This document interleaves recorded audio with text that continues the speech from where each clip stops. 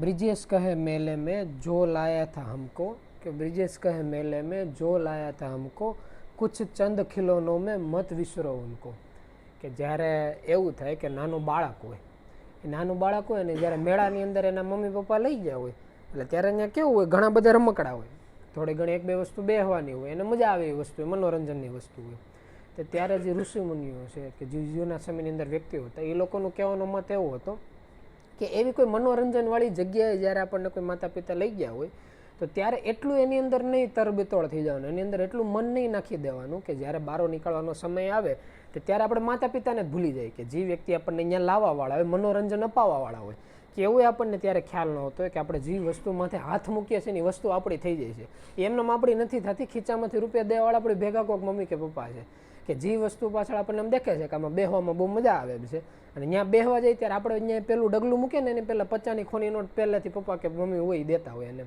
એ વસ્તુનો આપણને કંઈ ખ્યાલ જ નથી રહેતો આપણને એટલું દેખાય છે કે ભાઈ અત્યારે આમાં 5 મિનિટ મજા આવી મારે હજી 5 મિનિટ રહ્યું હજી 5 મિનિટ રહ્યું એ 5 મિનિટમાં મિનિટ વરહ કલાક વરસો એમાં આખું શરીર શાંત થઈ જાય છે એટલે એની જેવું થાય છે કે મૃત્યુલોકની અંદર ઘડીક પહેલાં ઘણા મામા નહોતા કહેતા કે મેળા જેવું છે કે આની અંદર બધા વ્યક્તિ આવી તો ગયા એની અંદર તોડબતોડે થઈ ગયા પછી જ્યારે એમાંથી નીકળવાનો સમય આવે ત્યારે આપણે વસ્તુ ખાસ ખ્યાલ રાખવાની કે કેને લીધે આવ્યા હતા કોની ભેગા આવ્યા હતા નકર તો જોક્સ જેવું હોતે ને થઈ જાય કે 4 વ્હીલમાં જતા હોય અહીંથી દેહમાં મને મેમ્બર થોડાક વધી જાય તો હોટલમાં બેસીએ ને જ્યારે નીકળવાનું થાય તો એક વખત રાડ હોતા આપણે નાખીએ કે ભાઈ બધા આવી ગયા કે નહીં કોઈ બાકી કે નહીં એમાં તો કે 7-8 જણા હોય તો એક બે વ્યક્તિ દાંત કાઢે ભાઈ ઘરના છોકરાને ક્યાં ગણવાનું હોય તો આપણે જે 7-8 વ્યક્તિમાં જે દાંત કાઢતા હોય તો વિચાર કરો જ્યારે પરમાત્મા આવે છે મૃત્યુલોકમાં ત્યારે એના 20-25-50 જેટલા એ લોકોની નજરમાં થતા હોય બાકી હકીકત જો કે આંકડાની વાત કરતા હોય તો આંકડામાં તો એવા આંકડા કહેવાય છે કે લાખોમાં લાજે ને કરોડોમાં કોક જાગે એટલે એનો મતલબ એમ થાય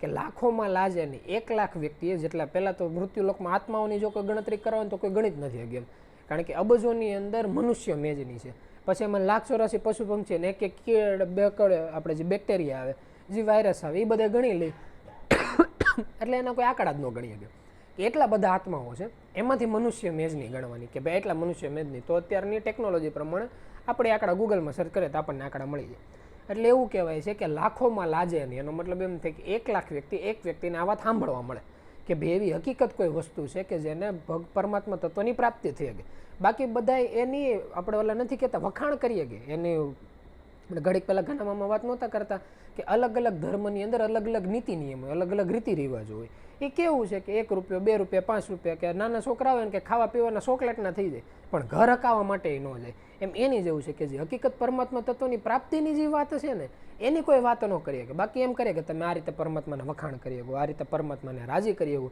પણ એમ મેળવવું કેમ એનો ભેટો કેમ કરો એની વાત સાંભળવા 1 લાખ વ્યક્તિ એક વ્યક્તિને મળે પછી એમાં કહેવાય કે લાખોમાં લાજે નહીં કરોડોમાં કોક જાગે એનો મતલબ એમ થાય કે 1 કરોડે એક વ્યક્તિ એવો નીકળે કે જે હકીકત નામની અંદર જાગીએ કે હવે એ રીતે જો આંકડા જોવા જાવ તો હકીકત 1000 વ્યક્તિના આંકડા સુધી હાથમાં આવી જાય ને 1000 વ્યક્તિ કેમ ગણાય છે કે જ્યારથી પૃથ્વીની શરૂઆત થઈ ને ત્યારથી અત્યાર સુધીમાં જે આત્માઓ છે ને આના આગળ પાછળ આવ્યા રાખતા હોય કે નાનકડું બાળક હોય એક બહુ વૃદ્ધ અવસ્થા હોય એક દુનિયાના બીજા ખૂણે બેઠો એક દુનિયાના ત્રીજા ખૂણે બેઠો હોય એ રીતે જે 1000 વ્યક્તિઓ જે એના તેજસ્વી આત્માઓ કહેવામાં આમાં દેવો દાનો રાક્ષસો બધા આવી જાય કે જે તેજસ્વી જેને આત્મતત્વનો અનુભવ થયેલો છે એ આત્મતત્વના અનુભવની વાત કરીએ એવા બધા વ્યક્તિઓ કે એટલા 1000 વ્યક્તિ ગણવામાં આવે છે પછી એથી જે આગળ ના આવે તો એવું કહેવાય કે આંગળીને વેઢે ગણી લેવા હવે જો એવા વ્યક્તિઓમાં આપણું નામ આવતું હોય તો આપણે એમને કેમ ખબર પડે એ વ્યક્તિ કેવા છે એ આપણને એ જ રીતે ખબર પડે કે જે નામ છે ને નામની અંદર સ્થિર થવાનું ઓલા નથી કહેતા જ્યારે પ્રોબ્લેમમાં ત્યારે તો સીધા સ્થિર થઈ જાય ત્યારે તો પ્રોબ્લેમનું સોલ્યુશન થઈ જાય પણ જ્યારે કોઈ પ્રોબ્લેમ જ નથી ત્યારે સ્થિર થતાં જે મન વિરામ પામે છે જે મનની શાંતિ મળે છે ને બસ એ જ આનું પ્રૂફ છે બાકી તો નામમાં આગળ વધતા તો છેલ્લે તો એવું થવા મળે હકીકત જેમ સેમ જો કોઈ વ્યક્તિ નામમાં ઊંડા ઉતરતો તો 4 ભૂમિકા પાર કરે એટલે ખબર પડી જ જાય કે આંખ બંધ કરે ત્યારે પરમાત્મા પોતે પરબ્રહ્મ કોણ છે અને આંખ બંધ કરતા હામાં જ દેખાતો હોય જે ખુલ્લી આંખે હોતે હામાં દેખાતો એટલે એનું પાકું પ્રૂફ પૂરાય જાય પણ અહીંયા ન પૂગીએ ત્યાં લગી કોક તો વિશ્વાસના ડોરે હેલું જવું છે કે નાનો છોકરો હોય એના પપ્પા બાજુમાં ઊભો હોય ને તેને આંગળી પકડવા જેટલો હાથ ઊંચો કરે તો હાથ ન આમતો તેનો પગનો જે આપણે પાંયસો હોય ને આપણે પેન્ટ પહેરેલું એનો હોતે ને પકડીને હેલા જતા હોય એમ જેટલો હાથ ઊંચો થાય એટલો જેટલી પોતાની કોશિશ થાય એટલી એ રીતે હાલવાનું ચાલુ કરવું એ જ રીતે સત્સંગમાં આ લોકો કહેતા કે જ્યારે આપણને ક્યાંક ફરવા લઈ ગયા હોય ત્યારે બહારની જે વસ્તુની અંદર એટલું તરબોતોડ નહીં થઈ જવાનું કે જે આપણને લાવવાવાળા છે ને આપણે એને ભૂલી જાય નકર ઘણી વખત કઈ રીતનું થાય કે એક વખત વ્યક્તિ હતા હવે એ પોતાની નજરમાં એનાથી એક મોટા વ્યક્તિ હતા, એટલે એક સાધક હતા, એક સામે સંત હતા. હવે જે સંત છે એની પાસેથી ગુરુ મહારાજ પાસેથી જે મંત્ર દીક્ષા લીધી હતી ને એનું દેહાંત થઈ ગયું હતું. એટલે બે હતા સાધક, પણ એક જૂના ને એક હજી તાજે નવા આવેલા.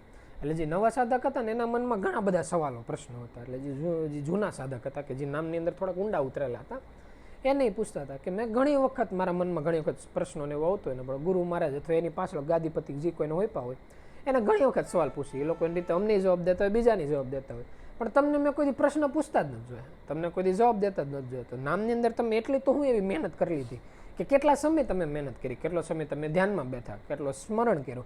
તમે એમ નહીં કહો તો અમે હોતે એટલો સમય સ્મરણ કરીએ, એટલો સમય ધ્યાનમાં બેહીએ, તો અમે હોતે એની કક્ષાએ પૂગી જાય કે કોઈ દી અમારે હોતે એની સ્મરણ કે ઓલા જે પ્રશ્નો છે, પ્રશ્નની જે માથાકૂટ છે, માથાકૂટમાંથી બચી જાય. એટલે ઓલા લોકોનો જવાબ એ રીતનો હતો, એ કે નહીં એમાં ધ્યાન કે પ્રશ્ન કે સ્મરણ આ કોઈની કંઈ જરૂર જ નથી, એમનેમ જ છે. એ કે કઈ રીતે એમનેમ છે? એ કે એ રીતનું એમનેમ છે. તમે જે પ્રશ્ન અને જે ઉત્તર જે છે, જે સવાલ જવાબની જે વાણી છે ને તમારી વચ્ચે એટલે હાલે છે કારણ કે અત્યારે તમારે એની જરૂર છે. ભવિષ્યમાં કોને ખબર તમારે કોઈ કામ કરવાનું હોય, અમારી કામ મારે કંઈ લેવા દેવા નથી. એટલે તમે જે હાલે છે ને રસ્તે હેલા રાખો.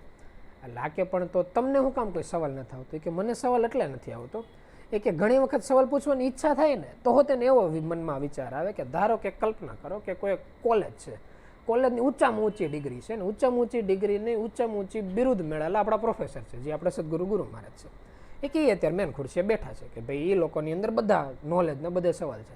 હવે આપણે સહી આપણે કલમનો ક લઈને પાટી લઈને જઈને એમ કે જો તો કલમનો ક લખો હાસો છે કે ખોટો, તો એ કે આમાં આપણે આપણું માન રાખવું કહેવાય કે ઓલા લોકોનું માન રાખવું કહેવાય. એ કે આ મેં અમારી રીતે ગણતરી કરી લી, પછી બીજું અમે એ જાણીએ કે આમાં પ્રશ્ન અને જવાબનો સવાલ ક્યાં આવે. કે એ લોકો એવું કીધું કે પ્રશ્ન ત્યારે ઉગે જ્યારે મન નવરું બેહે ત્યારે.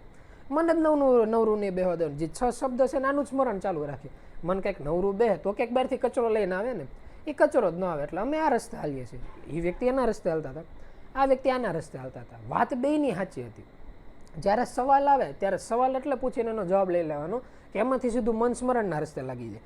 પણ જો સ્મરણ અટકી જતું હોય તો બધા રસ્તા ખોટા. જો સ્મરણ આવી જતું હોય તો એક એક રસ્તા સાચા. એક એક સવાલ છે, એક એક પ્રોબ્લેમ છે, બધાનું સોલ્યુશન એક જ છે કે મનને સ્મરણની અંદર લગાડી દેવાનું. જે ઘડીક પહેલાં ઘનામાં વાત નહોતી કરતા એની વાત પ્રભુ ઘણી વખત કહેલા છે કે જ્યારે એમ થાય ને કે સામે કોઈ વ્યક્તિ છે, આપણે આને કોઈક સદ માર્ગે લઈ જાવ છે, એનું આપણે સારું કરવું છે, તો વિશ્વની અંદર સારામાં સારું એને જ કર્યું કહેવાય કે સદગુરુ પરમાત્મા છે એને ચરણમાં એને બેહાર દેવાનું. મંત્ર દીક્ષા લઈ લઈએ અને એમાં સ્મરણમાં લગી જાય એટલે એનાથી સારું વિશ્વમાં કોઈ વ્યક્તિ કંઈ કરી જ નથી શકતા. એટલે આ રસ્તા ઉપર હાલવાનું નક્કી કરવાનું. નકર ઘણી વખત એવું થાય મૃત્યુલોકની માયાની અંદર વ્યક્તિઓ ફસાઈ જાય કે એમાંથી બહાર જ ન નીકળ્યા. કે એક વખત એવું થાય કે એક રાજ્ય હોય, રાજ્યની અંદર એક કુંભાર હોય. એટલે કુંભારનું તો કામ હોય અલગ અલગ માટીના વાસણો હોય, વાસણો બનાવવાનું. એમાં કુંભાર એવું કામ કરતું પોતાની રોજિંદા જીવન માટે અલગ અલગ જે વાસણ થતા હોય નોખા નોખા વાસણ બનાવતો હોય. પણ હારો જ્યારે ફ્રી ટાઈમ મળે ને ત્યારે એની જે કારીગરી હોય ને કારીગરી એમાંથી હારી કરતો જતો હોય. કે ધારો કે માટલું બનાવવાનું હોય એટલે અલગ અલગ પ્રકારની ડિઝાઇન કરતો જાય. જેમ જેમ માટીનું ઘાટ ઘટાડતો જાય અલગ અલગ ડિઝાઇન એમાં કરતો જાય, થોડો ઘણો કલર કરતો જાય, અલગ અલગ એમાં તોરણ કામ કરતો જાય. એમ કરતાં કરતાં એવું થાય પોતાની જે કારીગરી હોય થોડીક હારી થતી જાય. હારી થતાં થતાં એવું થાય કે ગામની અંદર જે બીજા વ્યક્તિ હોય ને એની કરતાં આના જે માટીના બનાવેલા જે વાસણો હોય, જે માટલા હોય, જે અલગ અલગ રકાબી કપ ને બધી વસ્તુ આવતી હોય એ બધી થોડીક સારી વેચાવા મળે. કારણ કે એની ડિઝાઇન ને વસ્તુ બહુ સારી હોય. એમાં એક વખત કુદરતી એનાથી એવું થઈ જાય કે આપણે પાણી ભરવાનું જે માટલું હોય ને એ માટલામાં એવી સારી એનાથી કારીગરી થઈ જાય, એટલી સારી કારીગરી થઈ જાય, એટલી સારી કારીગરી થઈ જાય કે એની ડિઝાઇન એટલી વ્યવસ્થિત થઈ જાય કે પોતે ડિઝાઇન કમ્પ્લીટ કર્યા પછી એમાં કલર કામ કર્યા પછી પોતે જ નક્કી કરી નાખે કે એટલી સારી વસ્તુ કોઈ દી આખા વિશ્વમાં અત્યાર સુધી કોઈથી બની નથી, કોઈ દી ભવિષ્યમાં કોઈથી બનશે નહીં. ખુદ મારાથી હોતે મારા બનાવું તો મારાથી નથી બને. અને પોતે પોતાની કારીગરીથી એટલો ખુશ થઈ જાય. એટલે ખુશ થઈ જાય ને બહાર કોઈ પણ વ્યક્તિને બતાવે એટલે બધા વ્યક્તિ વખાણ કરવા મળે. એટલું સારું માટલું કોઈ વ્યક્તિ ન બનાવી શકે, આ અશક્ય છે. આ પરમાત્માની સમય વ્યક્તિ ઉપર કૃપા થઈ ગઈ કે તારાથી આવું સારું માટલું બની ગયું. એટલે પોતે રાજી થાય, બધા વ્યક્તિ રાજી થાય. એમાં ધીમે ધીમે પોતે નક્કી કરે તો આપણે આટલી સારી કરાની કોઈ કિંમત તો જોઈએ ને. તો હારામાં હારી કિંમત તો કોણ આપી શકે? એટલે ખબર પડે કે ભાઈ રાજ્યના રાજા છે એ બહુ દાતાર છે, ઉદાર વ્યક્તિના મનના છે.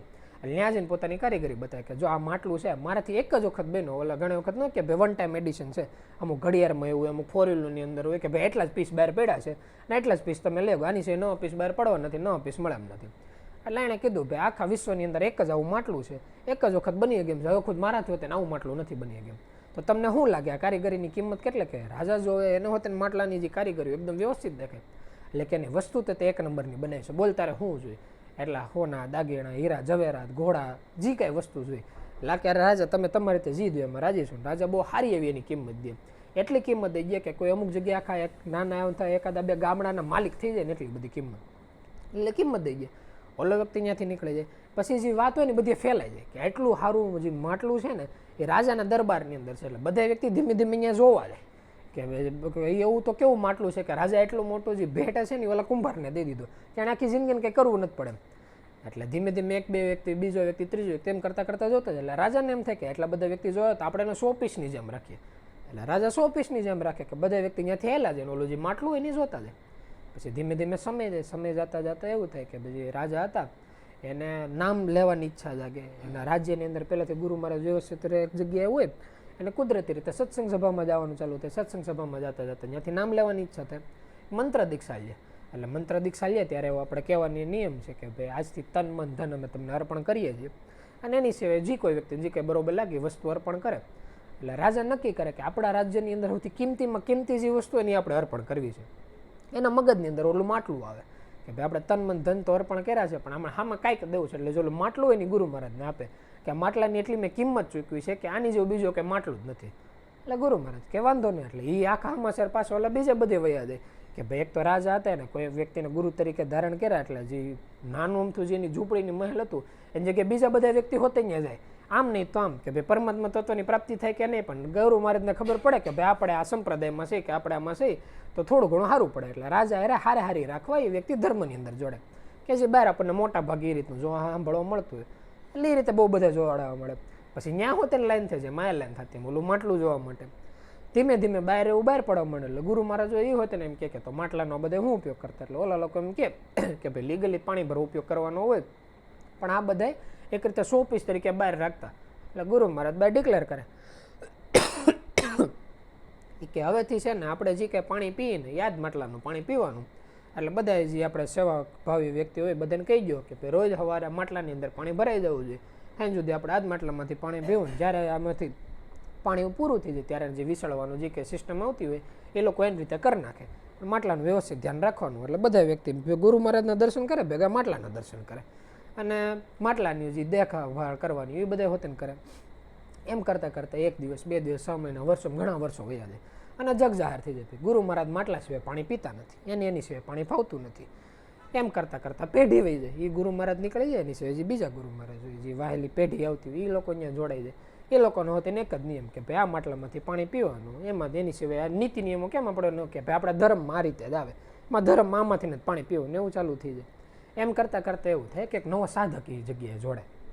સાધક જેવો જોડાય ને એટલે સાધક જોડાય ને એનું કામ શીખવાડ્યું ભાઈ હું કામ કરવાનું. એટલે એને કીધું ભાઈ રૂમની અંદર હંજવારી ફેરવી દેવાની, જે ગુરુ મહારાજનો રૂમ હોય કક્ષ. એટલે અહીંયા હંજવારી ફેરવતા ને ફેરવતા થાય કે જે દાંડલી હોય ને એટલે માટલા નડી જાય, માટલું હેઠું પડી જાય, માટલાનો ભૂકો બોલી જાય. કારણ કે માટીનું વાસણ એમ તો કે લોખંડનું તો એને જ કંઈ થાય ને, એટલે માટીનો ભૂકો બોલી જાય. ત્યારે ગુરુ મહારાજ હોય ને ના ભાઈ આખો ધ્રુજવા મળે. એને બધા સમાચાર સાંભળ્યો કે ભાઈ રાજાએ ઇનામની અંદર દીધું હતું, પછી આ ગુરુ મહારાજ આની સિવાય પાણી પીતા નથી, એની પાછળની આખી બીજી પેઢી હાલે છે એ હોતા આની સિવાય પાણી પીતા નથી. અને નોખા વિચારો આવવા મળે કે આગળ ગુરુ મહારાજ આવશે, સૈનિકોને બોલાવશે, ફાંસીની સજા આમ થાય નોમ થાય ને એની બદલે કોઈને ખબર ન અહીંથી લઈને નીકળી જાવ ને એમ કરીને બધું વ્યવસ્થિત એમ કરીને દરવાજા બહાર નીકળવા ચાલુ થાય તા સામે ગુરુ મહારાજ મળે કે કેમ ભાઈ એટલો બીકનો મેરો છો. એટલે સામે તા માટલાનો ભૂકો જોઈ જાય.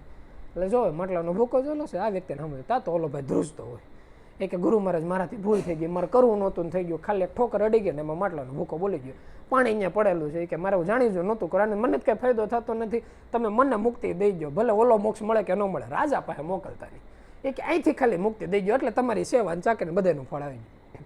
એટલે આ કે ભાઈ તું ચિંતા કેરમાં, એ માટલું પહેલેથી ફૂટેલું હતું. આ કે અરે બંને ગુરુ મહારાજ મેં જ સવારે પાણી ભર્યું હતું, મેં જ સાફ સફાઈ કરી હતી, મારી નજર સામે મારા જાતે ફૂટેલું છે, તમે ભલે મને બચાવવા માંગતો એટલે બીજા ભલે બધાને કોકને કહેજો ભાઈ માટલું ફૂટેલું હતું પણ આવતો નથી, મારાથી ફૂટ્યું છે. એ કે નહીં ભાઈ માટલું ફૂટેલું જ હતું. એ કે ક્યારથી ફૂટ્યું છે ખબર છે? એ કે મેં તો ફૂટતા જોયું નથી, પણ એ જ્યારે ગુરુ મહારાજ ગયા ને જ્યારે રજા લીધી ત્યારે જાતા જાતા છેલ્લા શબ્દો મને કહેતા ગયા હતા કે આ માટલું છે ને ફૂટેલું જ છે. આ માટલું જ્યારે મને હાથમાં દીધું હતું ને ત્યારે જ મેં નક્કી કર્યું હતું કે આ ફૂટી ગયેલું માટલું છે. મેં આ માટલું વાપરવાનું ચાલુ એટલે કર્યું હતું, બાર એવા સમાચાર સાંભળ્યા હતા કે આ માટલાની એટલી કિંમત વધી ગઈ કે કોઈ વ્યક્તિ માટલાનું નકર હકીકત કામ હોય કે પાણી ભરીને પીવાનું, આ લોકો શોકેસમાં રાખતા હતા, એની પૂજા પાઠ કરવાનું ચાલુ કરી દીધું હતું. એની બદલે મેં એમ નક્કી કર્યું કોઈ તો પાણી નથી પીતા, આપણે તો શાંતિથી પાણી પીએ, જે માટલાનું જે કામ હોય એ તો ચાલુ કરીએ. એટલે મેં મારી હાટું કીધું ભાઈ આપણું પાણી ભરજો. એને લીધે આ બધું એવું નક્કી કરીને ભાઈ ગુરુ મહારાજ જ આમાં જ પાણી પીવે, એને એમાંથી નથી ફાવતું. આમ કરતાં કરતાં નીતિ નિયમો ચાલુ થયા અને જાતા જાતા મને કહીને ગયા હતા કે તું હોતે નામ રાખજે, જે દી ફૂટે ને તે દે સમાચાર છે ને બધા વ્યક્તિઓને દેજે કે મૃત્યુ લોકની બનેલી કોઈ એવી વસ્તુ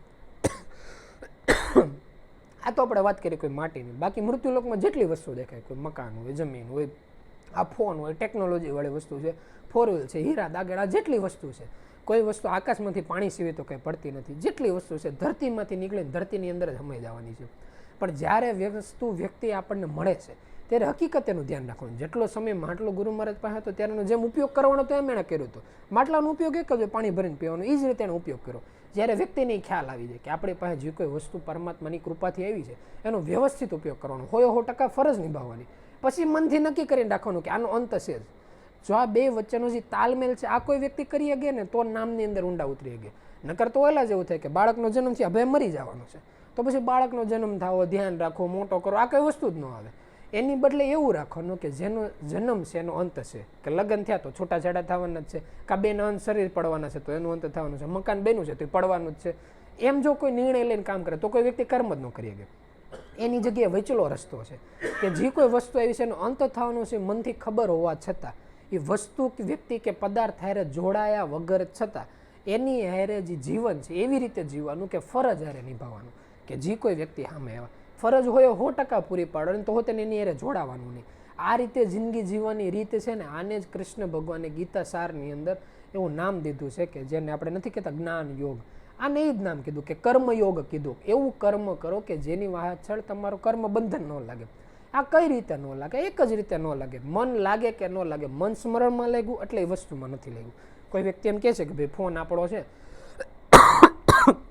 નકર નાનકડું જેવું ઉદાહરણ, હું નાનેથી જ્યારે સ્કૂલમાં હતો ત્યારે મને કેવી પહેલાંથી શોખ હતો કે આપણે સ્કૂલની અંદર અમે 6-7 ધોરણ સુધી ભણતા ને તાલગન તો એવું હતું કે એ લોકો પ્રશ્ન પેપર આપે પછી એની અંદર જ જવાબ લખવાનો, પ્રશ્ન પેપર ને જવાબ પેપર બે વયું જાય. પછી 5મા 6ઠા 7મામાં ગયા ને એટલે એવું થવા મળ્યું કે પ્રશ્ન પેપર આપે ને બીજી એક પુરવણી આપે, પુરવણીની અંદર જવાબ લખી નાખવાનો, પછી પ્રશ્ન પેપર ને બધાને પોતપોતાને ઘરે લઈ જાય.